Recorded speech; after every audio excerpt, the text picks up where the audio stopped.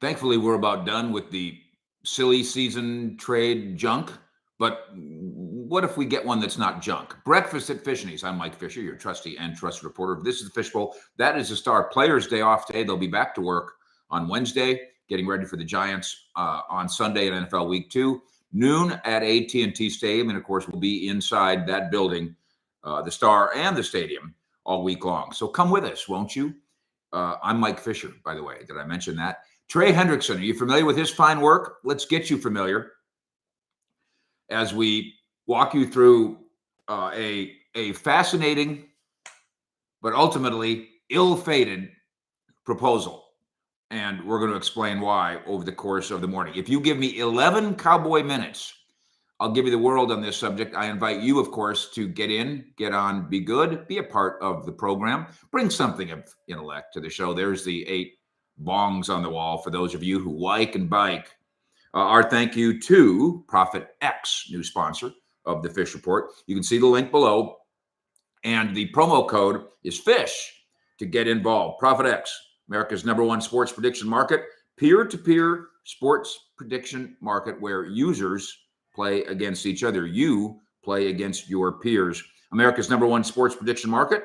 Play against the peers, not the house. It looks and feels just like a real sports book with way better odds. The promo code FISH, and you do it now, and you can claim up to $200 in profit cash on all plays for the first 30 days playing on the site. Terms and conditions apply. Thank you, Prophet X, and thank you to 75,000 fish heads in Cowboy Nation who can't be wrong by hanging out here and reflecting on the Cowboys' 24-20 season opening loss at Philadelphia, wondering what pieces might be added, wondering if this is one of those you're one piece away. I don't see that, frankly, but maybe the Cowboys should. Maybe they were that close to the Eagles. Maybe they'll demonstrate against the Giants this week. They've taken another step forward. Maybe they will start taking apart opponents, including the Packers here in week 4, starring he who shall not be named, except this morning he must be named for a reason that I will illustrate as we go. Guys inside that locker room now, even guys who like Micah and are friends with Micah, they would like to put a cork in it now. And you heard Sam Williams the other night say, I'm really sick of the question. We should stop talking about him. If you want to talk to Micah, call the Packers.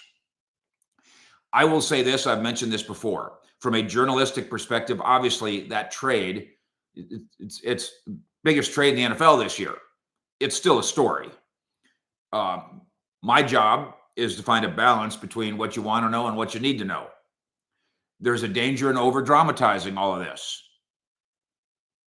In letting the soap opera that was created by Jerry and Micah, letting it perpetuate itself to the point where it gets in the way of you enjoying football and where it gets in the way of common sense. For the moment, I don't look at the Cowboys' defensive end room and say there's a gaping hole. There's not a Micah. But if we evaluate this roster now, I don't think you look at it and say, man, oh man, there's one major problem on this team. They need one more edge rusher. They could use a Micah, but an edge rusher, not necessarily. Jonathan Trotter checking in from overseas. Sidebar, for any fish heads in Dallas, you guys want to meet up for a drink at the Maverick Bar Thursday? This Thursday? What? Yes, that can be arranged. Jonathan, I know you've emailed me. Hit me again. Yeah, let's do that. Thursday night at the Maverick Bar this week. Is that what we're talking about, Jonathan? And then I know, Jonathan, you're going to the game on Sunday too. Let's do that. I will put links and memos up throughout the course of the next couple of days. Thursday night football. Oh, and guess what? It's Packers Commanders, right? It's Micah versus Dan Quinn. Jonathan, that got here fast. Let's do that. Thursday night this week. Let's go goof around with Jonathan Trotter and make fun of his accent. Welcome to Dallas, Jonathan, and email me and we'll put together a little something. I bet you we could have a little group at late notice, don't you? For the moment, I got Sam Williams, I got Marshawn Nealon, I got Osa, I got Kenny Clark up front. Dante Fowler didn't do much in that particular game, I didn't think. There's more to come there with the veteran pass rusher. They did not solve, obviously, the off-script brilliance of Jalen Hurts as a runner. If Mike is in that game, does he solve that? We saw Micah run down Jared Goff from behind in the Packers' Week 1 win over the Lions. So he does that against Jalen Hurts. In the end, when you're looking at what's gone and what's here, is there still a piece missing on the edge? We should mention DeMarvion Overshown. Now, not till Thanksgiving. Many of you still ask, when's he coming back? Not till Thanksgiving. There is speculation that Overshown, who projects as a playmaking linebacker, that you could make him into a hybrid. That you could, with his speed, and he's big enough, you could make him a hybrid defensive player and line him up on the edge, maybe. I go back to saying, though, if you needed it, if you view your team as needing a speed pass rusher, defensive end, I don't think they need that. I think they need greatness. I don't think they need that. Jerry can flip the script on the Micah trade by aggressively trading for the next guy, Myles Garrett. Myles Garrett's a great name. He's from Arlington. He's incredibly talented. He also makes $40 million a year. This is where Jerry, by even thinking about this, is going to look hypocritically foolish, because he just did an interview with Good Morning America in which he said, and we're going to get more into this as the week goes on, that one of the main reasons they traded Micah is because they need more bodies to help Dak. And in essence, that Dak's contract precluded them, in a way, from paying Micah, except you offered him 40. You had 40 sitting on the table. It just so happens, Myles Garrett, 40. Myles Garrett is, I don't have this in front of me, he's like 5 years older than Micah. So, JG, I'm not saying your idea is wrong. I'm saying the Cowboys would be doing another complete flip-flop to turn around and say, we don't want to pay one guy 40, but we do want to pay one guy 40. One of my philosophies in covering the Cowboys and covering the NFL for all these years, 40 years covering the NFL, make a plan, verify what the plan is, can be, will do, and then 3, execute that plan. You don't change plans every 3 weeks. So here comes the idea that the Cowboys should eye big-time talent, and you throw out that name and that name. Our buddy Clarence Hill says flatly on Twitter, Cowboys should trade for Trey Hendrickson. Now, I bring up Clarence, who I've been friends with for 30 years. Not everybody in the media necessarily can take this. Clarence is a grown man, an adult, and a friend of the show, so I know that he will appreciate we're using his comment as debate fodder, conversation fodder. Cowboys should trade for Trey Hendrickson. And we make it sound so easy. Yeah, just do that. Let's walk through this. Unlike Myles Garrett and his situation in Cleveland, the Browns don't seem like they're going anywhere. As usual, they are projected to win 3 games this year, which is what they did last year. The Bengals just got done with extremely painful negotiation with Hendrickson. And they gave him a 1-season raise. This is still the final year of his deal. And they bumped him up to $30 million for 1 year.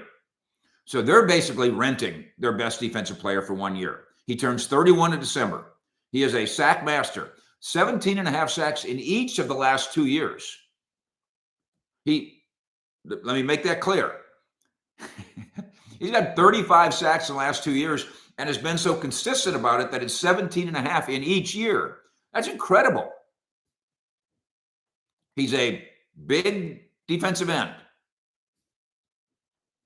Can you steal him from the Bengals? Unlike Myles Garrett and the Browns, first of all, why are the Bengals sellers unless they get to the trade deadline and they're not a contender? And what is it about the Bengals that makes them look like they're not a contender? I don't see it.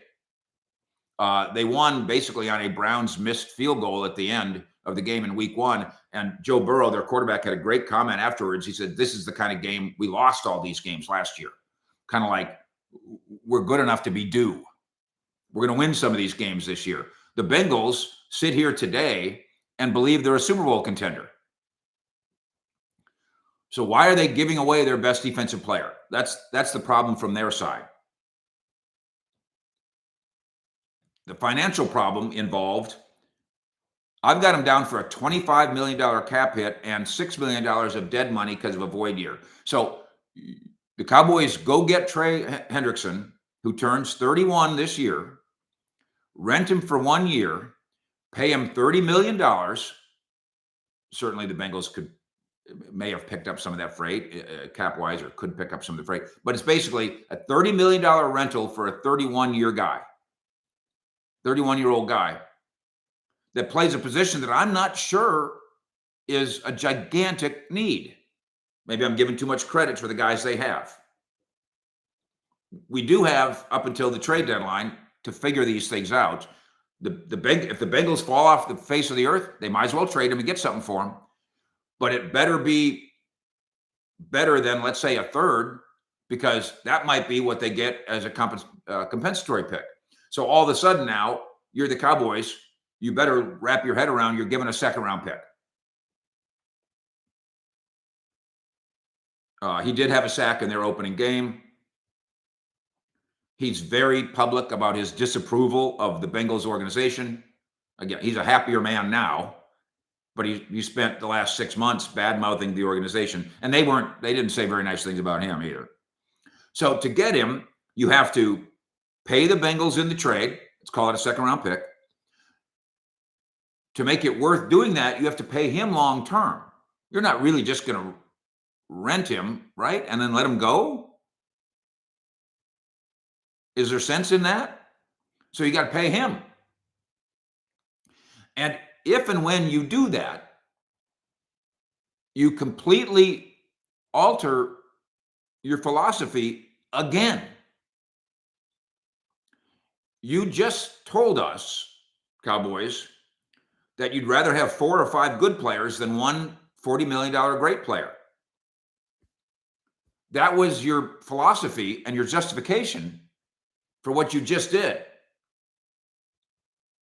Now you're going to change your mind for a player who is not as good as Micah and 5 years older than Micah.